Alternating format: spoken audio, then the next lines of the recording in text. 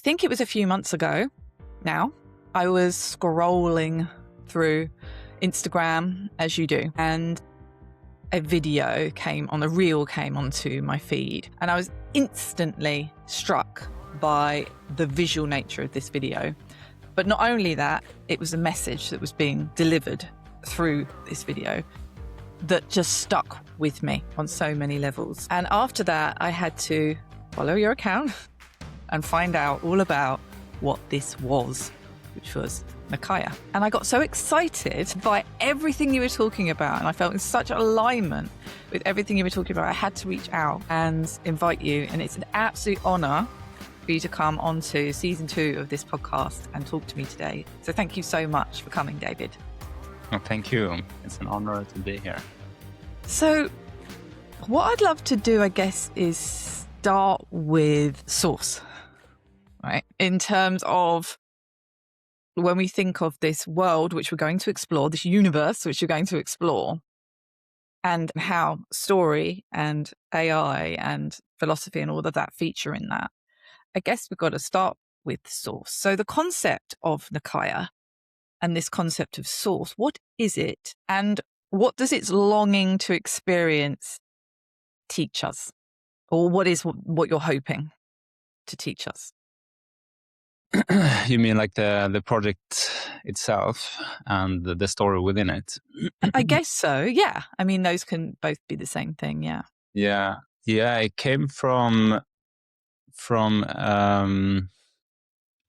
like I wanted to create something that could represent how I experience my inner world, but also how I have experienced my sort of journey of awakening as a fun experiment first, because I was just curious on how to create metaphors and to build some kind of structure on my experience, because there's many different models and structures and stories already about what consciousness is, who you are, what God is, and most of them are brilliant. But I thought it would be fun to create my own in a way, and like that would be solely based on my actual experiences. So that want to create that came at the same time as I was experimenting with AI. And I started to create many different creatures, and I thought that, okay, but let's use this kind of project as a way to explore that kind of creation, to create this kind of model. And it was just for fun. It was just an experimentation at first. And I thought it would be fun to go really deep into it and to think that, okay, but what if I go super deep into it, if I'm being very honest, if I'm being very also kind of vulnerable, because it felt very intimate to turn these kind of experiences into metaphors. But if I did that, maybe it would also turn into something that more people could relate to. So I think like the deepest happiness with this project comes when someone say that they feel that they're belonging there, or like that it feels like it leads them home in a way. Because that was my journey. Like that was and is my journey. Like constantly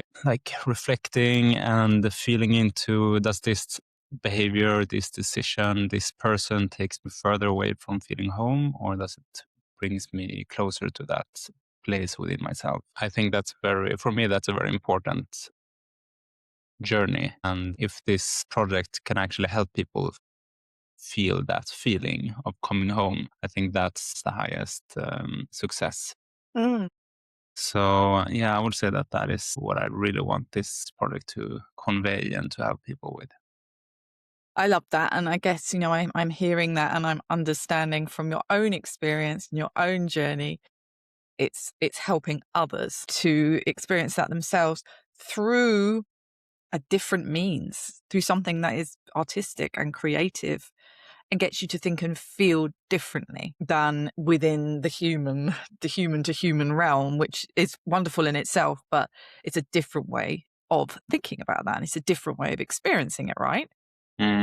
So for people that are listening that have no idea what we're talking about, are you able to define Nakaya in a nutshell, in layman's terms? Wow, like since I started this in the end of 2022, This has been the hardest thing. Like it's still a process for me to trying to grasp it and to understand it.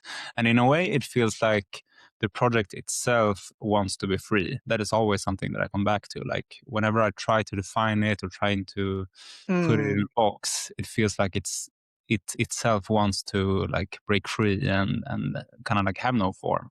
But I would say, if I had to, that it's some kind of story and a narrative of a parallel world that lives in a parallel dimension that has these kind of fantastical visuals. I would say that they're inspired by ayahuasca journeys and like. Thought so.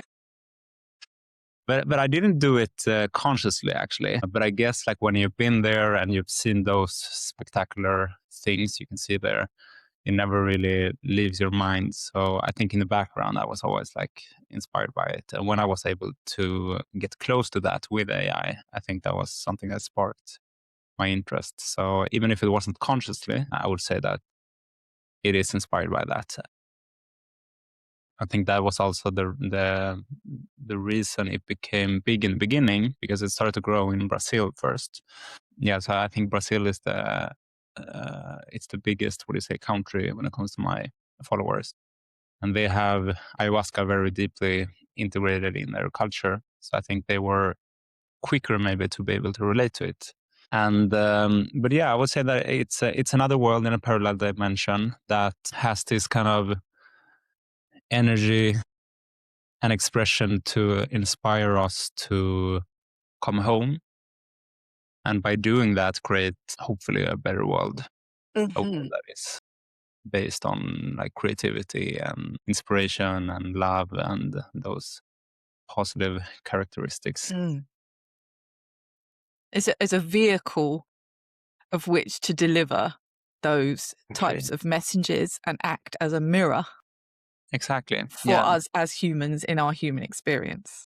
Yeah, exactly. And I would say, I hope that it can act as both as a project that has the form of something that can stimulate and inspire people that has already like taking a few steps on the inner journey, but also being something that can act kind of as a gateway drug or a Trojan horse for people that hasn't really gone that deep into the journey yet, but feels that this world is interesting and inspiring and can be something that can inspire people to take their first steps on that journey as well. Yeah, I get that. And obviously I'm a complete adopter, but for those who may be curious or maybe their light hasn't been switched on to this type of thing, it is in the escapism of the visuals, the beautiful, rich visuals and the sounds and the music and the voices that can provide a door to that, I think, with curiosity, because you can't help but be drawn to it. And then the message comes and the story and everything that comes with that. Yeah. Would you say? Yeah, exactly. I think it's there's a book called Indirect Work, where she talks about, I don't know the author, but she talks about how a lot of the like meaningful and powerful work comes from when people feel that they themselves kind of like the message isn't imposed upon them, but it's something that can grow from within or something that can be realized by themselves.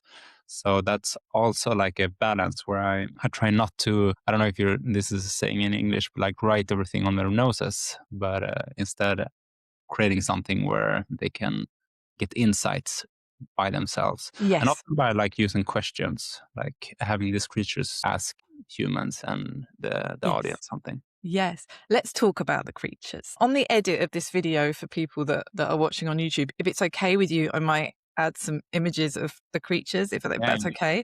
Let's talk about these beautiful creatures, because they're there to represent psychological patterns, lessons, spiritual lessons. They're sort of mirrors. They're definitely not monsters. And let's just explore one creature, if that's the right term, creature. What human pattern, what's an example of a human pattern that one of these creatures might reflect? So there is one creature that is a very central part of the story, which is a creature that it's tricky to know like how much of the lore I have to dive into for this to make sense. But a creature that wanted knowledge and wisdom so deeply that like it turned into consumption. So it turned into something that it wanted to consume more and more knowledge and wisdom and insights, that it at the end also thought that it could be something more powerful than the source itself, which is like the source is kind of like the heart of the world, a place where no one really go to because it's too powerful to look directly at. But this creature wanted to become more powerful than the source, but it turned into like an inverted source that started to swallow the world. And The more. yeah, the more. Yeah, exactly. Nice research. So it started to like consume the world more and more. So it's a growing maw, or it's a growing abyss, you can say, that swallows more and more of the world. So for me, that is a representation of, basically like the core, I think, what is a fallacy? Like the core negative trait of our humans. Yes. That we just wants more. But also me, like I like to bring it into personal space as well, instead of just like projecting the problems out there. So like the part of me that is responsible for like addiction and for, I don't know, consuming people, opportunities, or food or sugar, and it is destructive. So I thought it would be interesting to create something that could represent that. And this is the thing that is the main threat of Nakaya, and it has to be stopped, because if it continues to swallow everything, it's going to end up swallowing itself and the whole world. And that is directly in parallel with what is happening with humans on Earth, and a base need from an evolutionary perspective is this drive, this hunger, whether it be, I think you called it ego hunger, or for numbness, or for, satiating whatever need we might have, becomes this overconsumption. And I love the way you talk about flow, because I'm worked in positive psychology and flow states, and the work of Csikszentmihalyi. That's how I pronounce his name correctly. Mm-hmm. And you say that this disconnection and consumption severs flow. Yeah, it severs flow, but it's something that lacks trust as well. It lacks trust of life, and it kind of separates, like it gives this feeling of separation, and something that like I am over here and I need something else to be able to survive. And at some level it's true, but at many levels it's not. But if that kind of energy takes over, she's gonna end up in destruction. I also really like, there's a book called Against the Machine, where I love that book. I really recommend it. Where he talks about also myth, and he talks about the first story of the Bible, the Adam and Eve story. And he talks about how that story kind of represents that aspect of ourselves as well, and the beginning of that aspect. That like in the beginning there was this garden where everything was one. It was a picture of oneness. Like the humans were there, animals were there, the creator, the plants, and everything was harmonious. But then the creator told us that there is like one fruit you can't eat from there, and you can eat from everything else, but you will have the power of gods if you eat this fruit, and you're not ready for it yet. But then we did it anyway, and we choose power and greed and control over oneness with life and the world. So we got separated from the garden, and then out here in the world, we're starting to build societies and layers of civilizations on that decision of of choosing control and knowledge over oneness.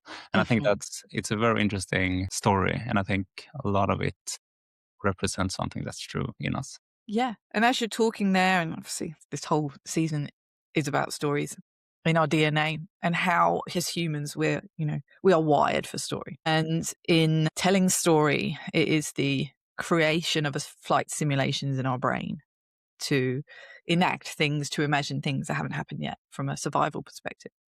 But with story, we get metaphor, analogy, metaphor. We get to sort of place the message outside of the message itself and put it in something else. And this is what you're doing in creating this universe, is these really important messages that they're not new.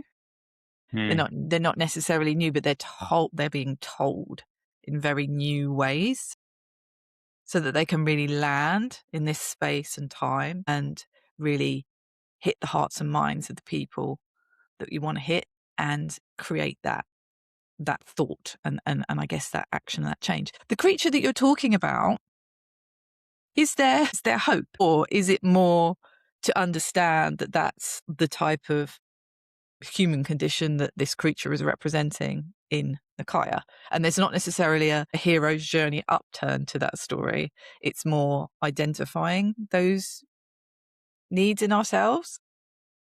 So I would say that there are two stories that is central to the project. So one is the story within Nakaya, which is the story about the Ma, and it's also, if this is going to turn into a story, then what I built, like the skeleton of the story, is about this creature who realizes that, okay, the Ma is a problem, and like everyone knows it, but everyone doesn't want to admit that it's actually going to swallow the whole world eventually. The story is about this character who okay, I have to do a little bit of background, the lore, but the source is located at the northernmost point of the world, and then from this point there is a river that flows. And this river flows through the whole world, and it's by drinking from and living close to this river that the creatures get their life force and colors and patterns and stuff. So like the river is what everyone is worshipping, and this creature that this story is about is having a hard time connecting to the river, and is wondering about like, where does the river come from? But no one really, like, it's kind of like a taboo to talk about the source from where the river comes from. But he wants to find it, because he thinks also that like we haven't found the solution for the Ma yet. So maybe the solution is actually at this dangerous place where the source is hidden. So the story is about this creature that goes on a journey through the whole world of Nakaya to reach the source. And when it finally does that, then what is kind of happening is that we get an overall view of how the whole world was created, which was like, in the beginning, before time and space, there was a source that was boundless and eternal, and it had this longing to experience something. It couldn't experience something else but itself, since it was eternal and infinite. So it had to like transform itself into something to experience. So it turned itself into this planet, and located like a concentrated form of itself in the northern part of it, and then from this it turned into this river, and from the river it turned into these creatures. So what's going to happen when this creature finally reaches the source, it's kind of like the source is just coming back to itself and waking up as, like, I'm all this. I just forgot about it, but I'm all the creatures. I am the river, I'm the source, I'm the planets, I'm even the Ma. So it's going to be like a moment of enlightenment almost. And then, but what I think is an interesting part of the story, or like an important part of the story, is that even though this creature has merged back into the source and realized its true nature, it also realizes that the world of form is still going to be the same. So even if it goes back to the same body and the same creature, Ma is still going to be there. Well, it has to kind of like work and operate at that level as well, and to go back into its own body, to face whatever it has to face, and to face the like within itself, but also outside of itself, like the Ma. So maybe like the first book or the first movie or the first season is about that journey to the source, waking up. But then the next part is like going back to the roots, going back to the darkness. So like that is one part of the story, which is within Nakaya. But another narrative is, which I think is the video that you saw, which is about this world connecting to Earth. Bridge. Exactly. Yeah. Using AI as a bridge. And that narrative is more alive in a way, because that's something that is like, okay, but it's here right now, and it's not this fixed story that has a beginning and an end. No. But it's like it can be used in many different ways, and it can adapt. It can turn into something that, I don't know, like it can be an art exhibition talking about the conflicts in Iran right now or something like that. So it's more of an dynamic story. So right now I'm in the process of trying to understand, okay, but how can we like mix those two stories? How can they merge together? And what's most important now, and how can we use them? I get that, because it's almost like you need like the law Bible to kind of understand it, but then it's how it's being expressed can be like in a multitude of different ways, and how it can be represented like in the real world. And I want to talk about that, this bridge between the real world and the intelligence world. We are in the age of intelligence, and a lot of people I speak to are kind of traditionalists in terms of story. You know, as I've explored in this season, you know, how we came to tell story is just the very fabric of who we are as humans. How can we possibly use AI to represent that in any way, to use that as a vehicle? And I feel the resistance from a lot of people. Yeah. And I understand that, because you don't know what you don't know. Maybe, you know, there's a lot of fear associated with it. But I just see such a huge opportunity, and this vehicle for sharing all of these powerful messages and stories through AI. It's a co-creation. It's a relationship that can enhance our human experience. That's the way that I see it. Is that what you see it as? And also, what type of resistance have you had, if you've had any, from this? Yeah, definitely. I've had a lot of the resistance on my channel as well, and yeah, I think it's good. Like I would say that 99% of the feedback and the comments are positive, so that's really good for me. But it's also some relevant feedback. I think in the beginning the project was called Tribe. So since like the visuals are kind of like inspired by the indigenous culture, and also like the stories are also inspired by their way of living and cultures, I got some critics about that. But it's also like, because I've also met indigenous tribes both in Mexico and Colombia and Brazil, and whenever I talk about it or show the project, they are grateful, and they're like, "Thank you for telling this story and to show the world this way of being with the world and looking at the world, which is inspired by their kind of way of living." Yes. It's inspired by, you're not appropriating any particular culture in what you're doing. No, I don't feel that, at least. So I don't know. I think it's good to keep in mind that it's a sensitive topic, but I think it's also good to bear in mind the actual feedback I've gotten from Yes. them, which has been positive.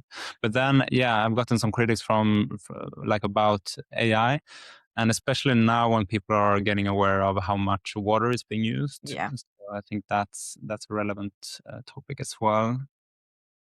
I know that Google and many of the bigger companies are aiming to have like I don't know, like sustainable goal for, I think, 2030 or something. But again, who knows how that's gonna go? But I think probably it's a question of time. Now we're like really in the beginning of trying to understand how to make this efficient. So of course it's not gonna be, I think, as bad in a few years as it is now. But then AI, yeah, also gotten some critique about how it takes jobs, how it's not like what I'm doing, that it's not creative, it's not art. And some of it hurts actually, but it's also interesting how the brain kind of like filters out all the positive comments, and then there's one There's like, you're not a real artist. It's not beautiful, blah, blah, blah. And then I'm like, so, but I think what you were kind of talking about as well, that it's a tool that kind of like unleashes our creativity. Yes.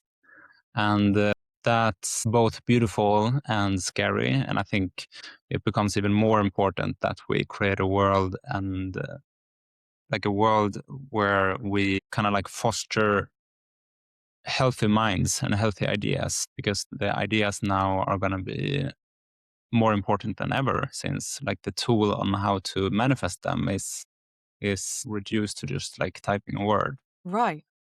So Right. with intention behind the ideas and what kind of ideas we have, I think those are going to be super important.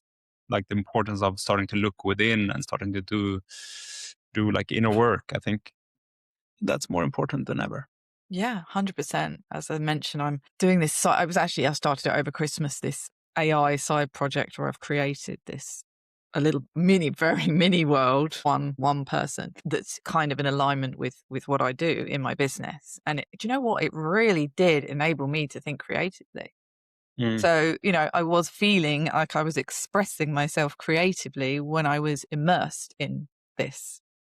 And your videos are by far the most beautiful, perfectly depicted, enriched AI videos I've ever seen. Thank you. And a lot of people think, oh, there's no art behind that because you're just putting prompts into an engine. There's so much more to it than that. I think like, especially if you count in like the layers of storytelling behind it and like the world building, then it's more than just visuals. And also I think, yeah, it's getting easier to create beautiful visuals. But then instead what you have to develop is your taste then. Because if you can create whatever, it's still gonna come down to like how well do you understand what's actually relevant and resonating right now. So it's still an art form, but it's very different from how we've done it previously. Yeah, exactly. A lot of people are like, well, we need to adapt. We do need to adapt because this is how humans survive, right? And we are in the age of intelligence. And so we really do. We need to adapt or what happens. And I wanted to kind of go back to this thought of, of we've always done this. We're always going to do this as humans.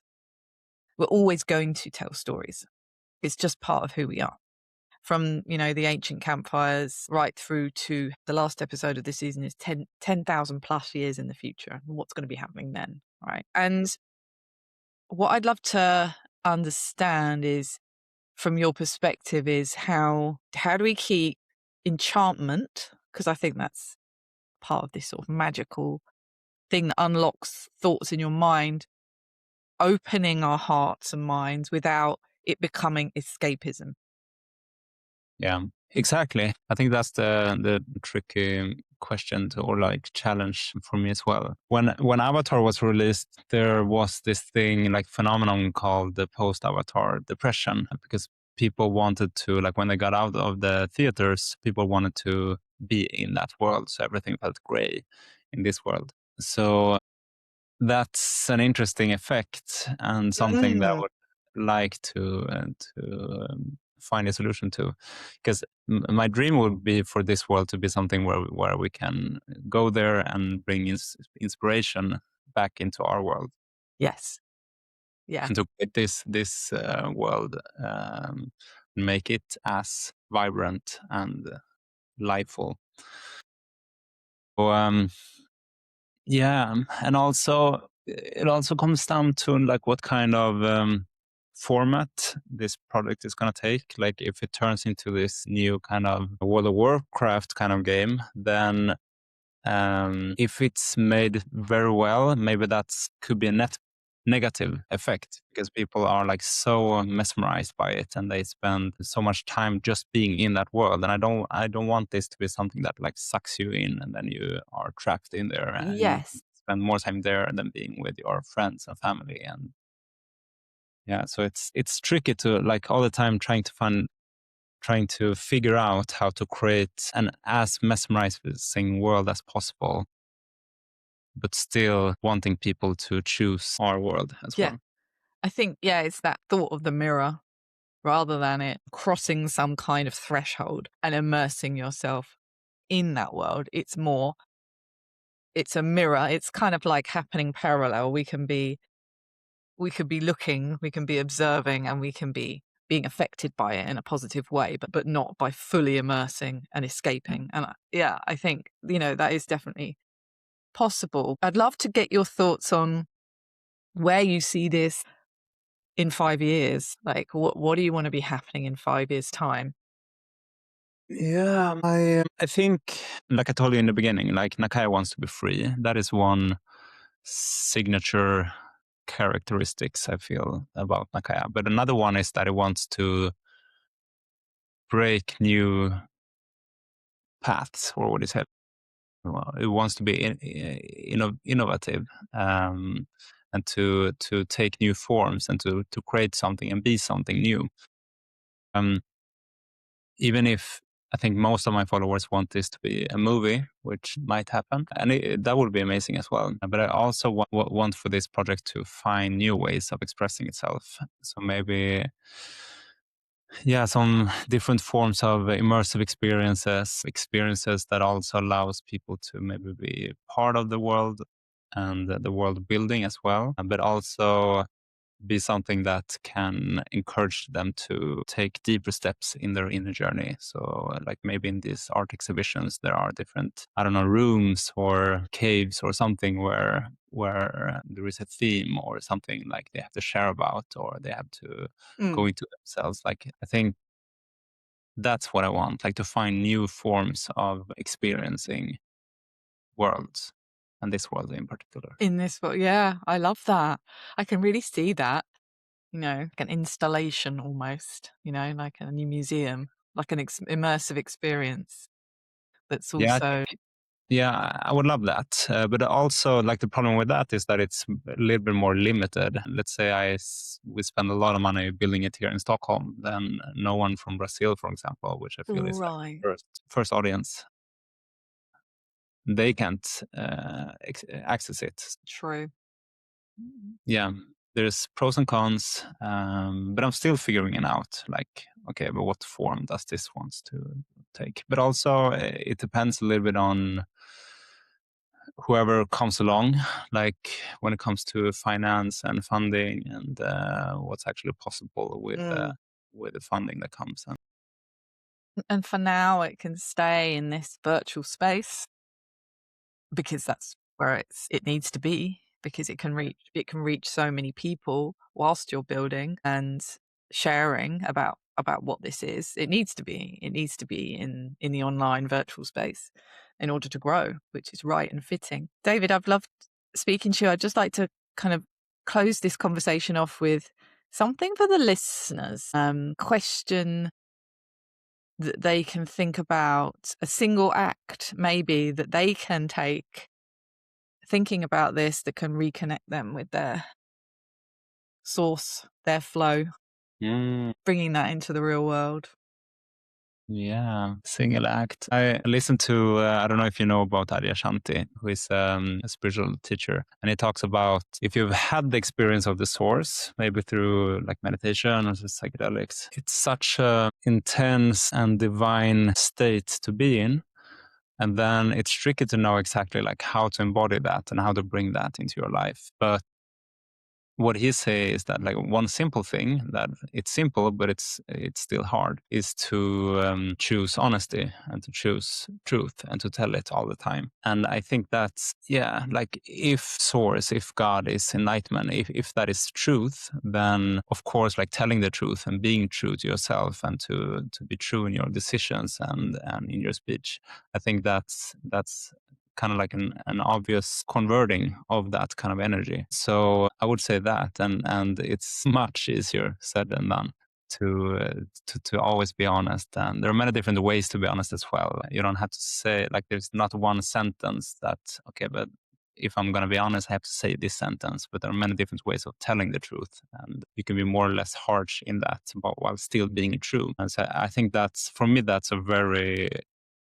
important and powerful practice. And I feel more and more like the deeper I go into this, it hurts more and more when I choose not to be true, or when I'm like actively telling a lie, or if I'm just avoiding something within me that I know, like, okay, I'm supposed to do this, or I'm supposed to feel this, but I'm avoiding it. Then I'm like, oh, I'm not really aligned with my truth now.